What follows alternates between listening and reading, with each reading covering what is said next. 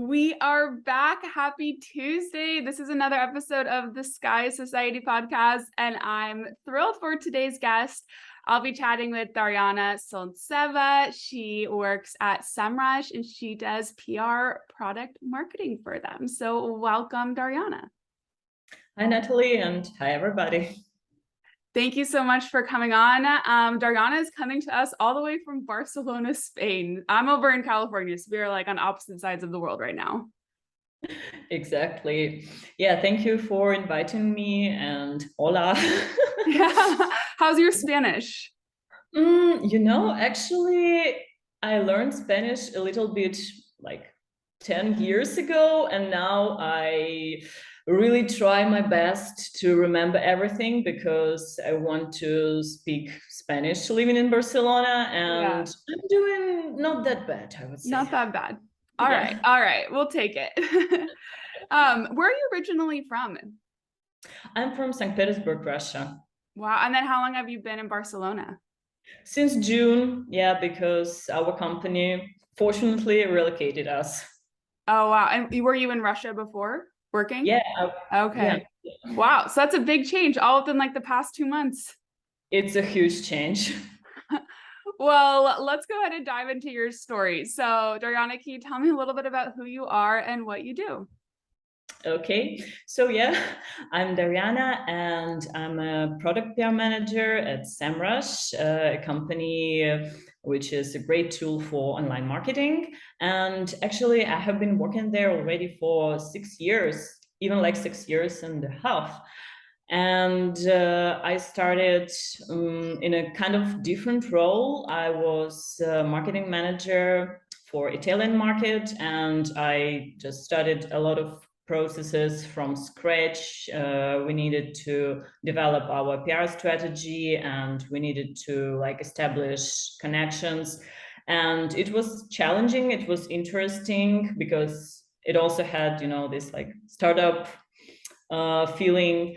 And at some point, like at 2020, I was actually leading the team. I was responsible for all of our like marketing channels, social media, blog, webinars, communications. At the end, I understood that, okay, I already done my contribution.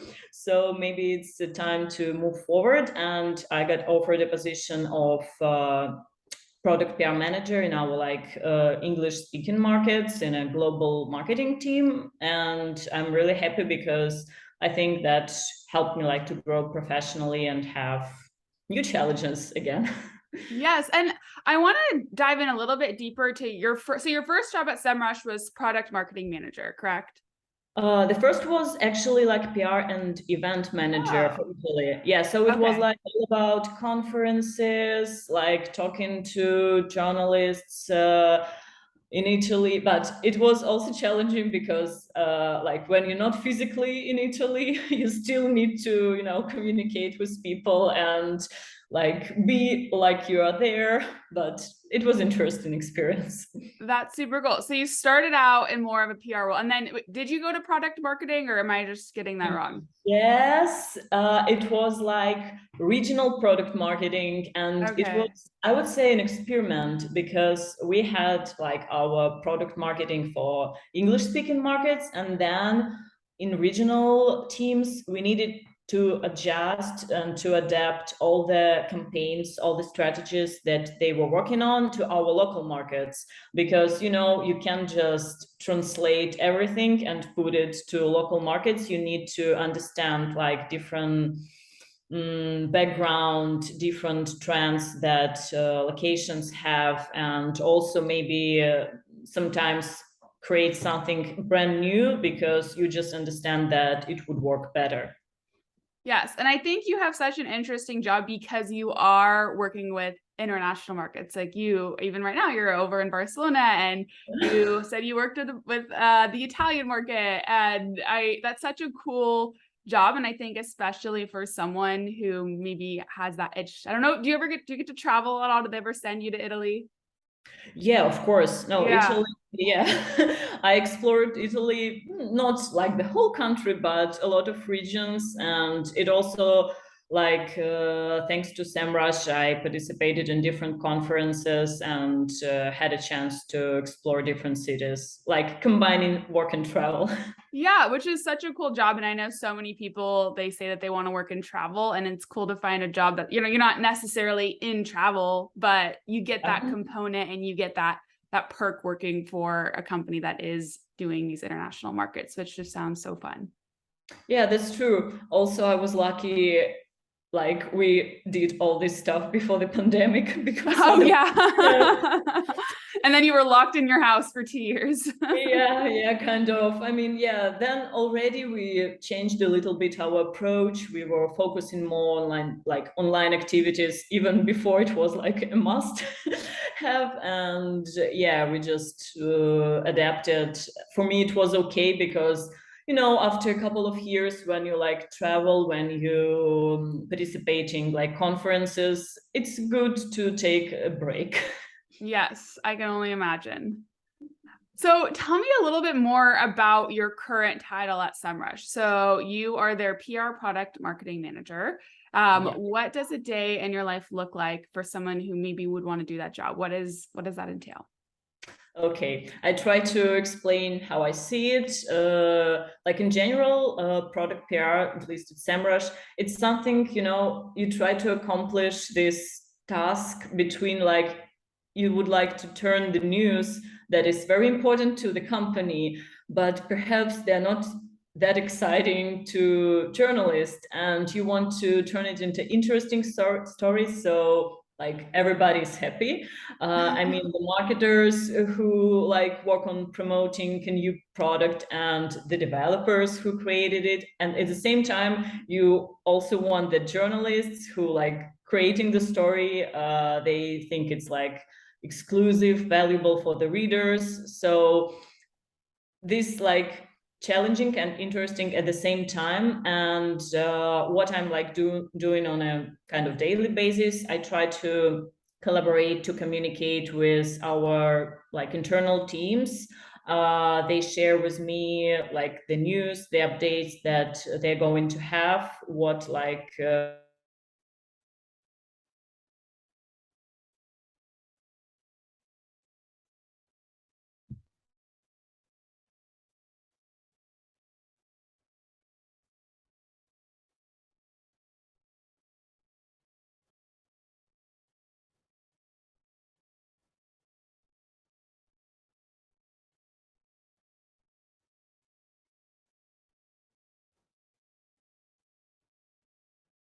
small news. Daryana, I'm so sorry. I cut out, but it's okay. I'll just edit that part out.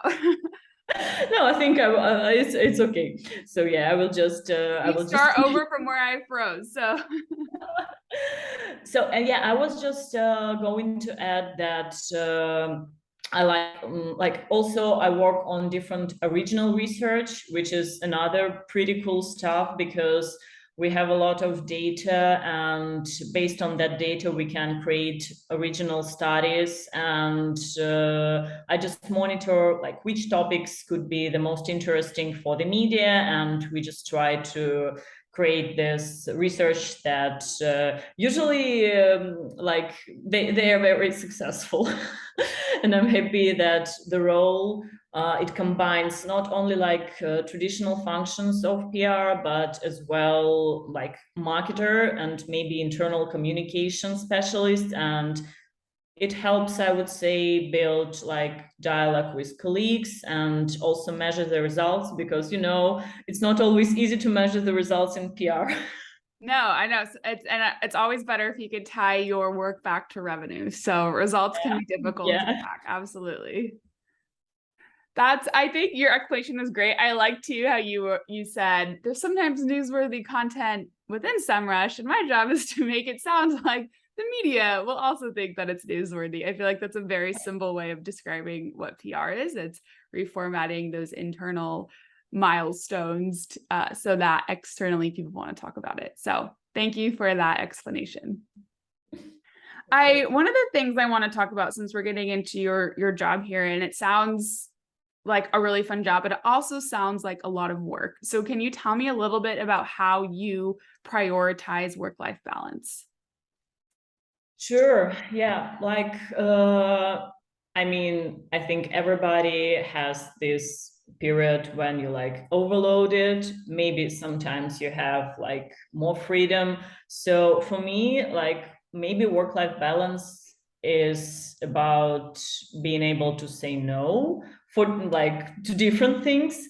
And I mean, we all know saying no can be not very easy. And I know that, like, when I think about myself, when I was just starting my career, even like before Semrush, you read about like how you should say no, how you should like keep track on like how much do you work, not to have a burnout. But I mean, in the beginning of your career, like if you face a situation where like everybody in your team, or maybe especially your boss, works a lot, like it's kind of difficult to understand, okay, if it like, is it a problem if I don't work like 10, 12 hours? Because when like you know that you get in emails at like midnight, you think, all right, should I respond to that now?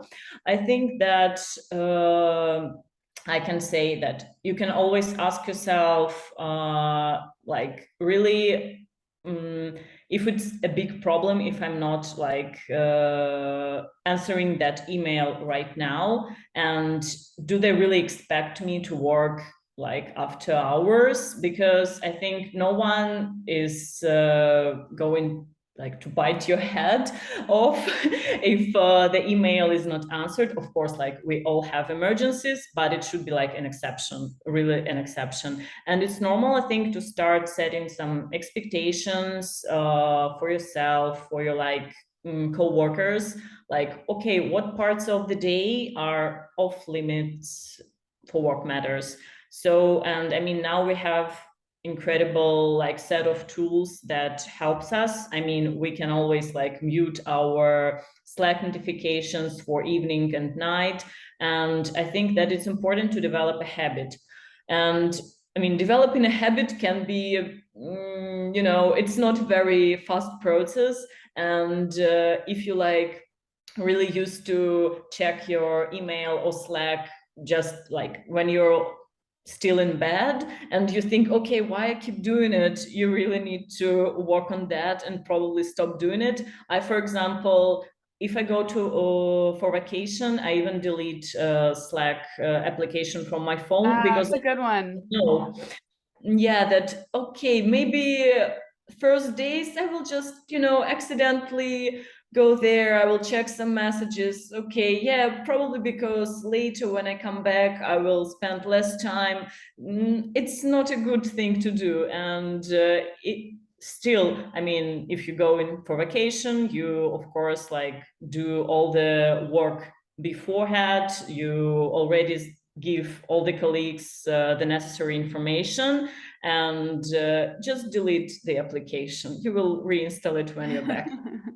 That's a good piece of advice. And I think sometimes if we don't have the self-control ourselves, then just removing the app just takes away the temptation. So I think that's a good little takeaway there. The other thing I want to chat with you about is horizontal career growth. So you had mentioned to me that a lot of us are really focused on that vertical growth. And that might even tie into having unhealthy work-life boundaries, is because we're just so focused on the next promotion, on the next job, on a higher paycheck, Yeah. that we're not actually really thinking about what we're passionate about and what we enjoy. And so can you tell me a little bit about why horizontal career growth can be maybe more beneficial than vertical? Sure.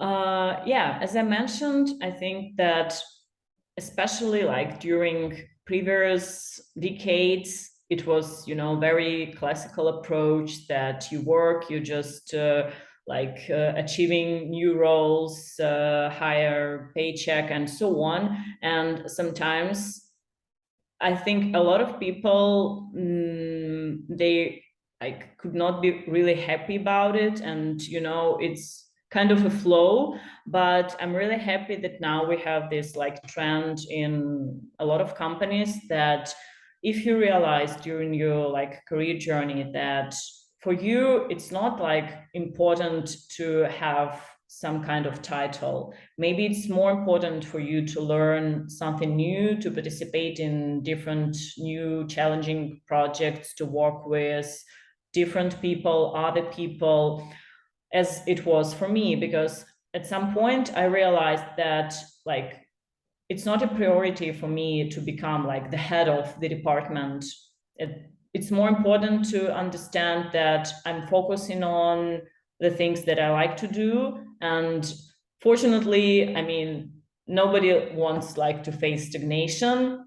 And especially this like horizontal career growth, if you, for example, switch teams, or maybe you even switch departments, it helps you to learn like almost every day. And as I said, like at the beginning of my journey, I was in charge of like Italian market, then like it's now other market, other like things. And you can switch the positions, and probably at some point you understand, okay, from here, for example, I want to grow vertically. Or maybe you continue like your horizontal journey, because still it's great that now, like, I don't remember the statistics, but like modern person, how many jobs actually he or she switched? Like a lot. And even if you can do it within one company and the company gives you this opportunity, I think it's really great, because you can try to understand, to realize, okay, I'm passionate about like brand marketing, or maybe paid marketing, or PR, or maybe I want to be like a project manager. So it's really great. And I think that, yeah, important that if you're not maybe happy with your current role, you shouldn't wait for the moment when you like, you know, have a complete burnout, dissatisfaction. And it doesn't like necessarily means that, okay, I need to quit, I need to find another company. Probably there is an opportunity and there is an opening, either like in your company, just in other department and team. It still can be like also a race for like in terms of money, of course. And yeah, maybe the next team will be your dream team. And I also remember this pretty like famous phrase about that if you like the smartest person in the room, maybe you're in the wrong room. So you also need to consider that. That's a good one. Yes, absolutely. Definitely surround yourself with people who are going to make you better. I like the thought of not just chasing a title or a salary, but chasing experience and really trying to put yourself in new experiences to figure out what actually excites you, because you don't really know until you try, until you put yourself in new situations. And so I think that it's like what you said, it's okay to not always move vertically. You may actually get there faster than you think if you're actually taking some time to look inwards and think about what you actually want and what you actually like in your job and your career. Exactly. All right. Well, Daryana, to put a pretty bow on the end of this already great episode, do you have any last advice for women in marketing who are new in their career and either looking for their first job or who are just looking to grow? Anything that you want to tell them? Okay, it's maybe like tried, but I will probably get back to work-life balance topic, because, you know, sometimes I think, okay, when I get old, like, and I will think about my youth, it's very unlikely that I will like think about, I will have these memories, okay, oh, it was great working during the weekend. Or like, if we even don't look that to the future, if you think, okay, I want to like update my resume, I'm pretty sure nobody would put there like, I always answered all emails in less than an hour, because at the end, I mean, it's the results that you had, they matter. And I think that we, like, from the very beginning of our career, we need to understand that if you like satisfied with the work-life balance, you will perform better and you will have better results that at the end will help you like your career, of course, for sure. And actually, I don't know, I'm pretty sure that maybe some of the like Gen Z's audience is Gen listening Z, to yeah, us. yeah, yeah, yeah. And because I mean, they have this audacity that previous generations didn't have. So I really like excited on how they trying to position themselves, and I'm really like happy to see how all the like industry is changing, because now like employers, they start to listen and they start to pay attention to the like psychological state of the employees. So keep going. Yes, I don't know. The song that comes to my head is, have you heard Beyonce's song "You Won't Break My Soul"? Yeah, yeah, yeah. Yeah, I always do that. She's talking about how her job's working too much, and she's like, I heard that, I saw a news article that was like Beyonce's song is inspired people to quit their jobs and stuff like that. So yeah, Yeah, definitely a yes, newer you don't have generation. but um, well, thank you guys so much, Daryana. This is such a great episode. I loved everything that we talked about, and I had so much fun chatting with you. So thank you for coming on the Sky Society podcast. thank you so much. Thank you.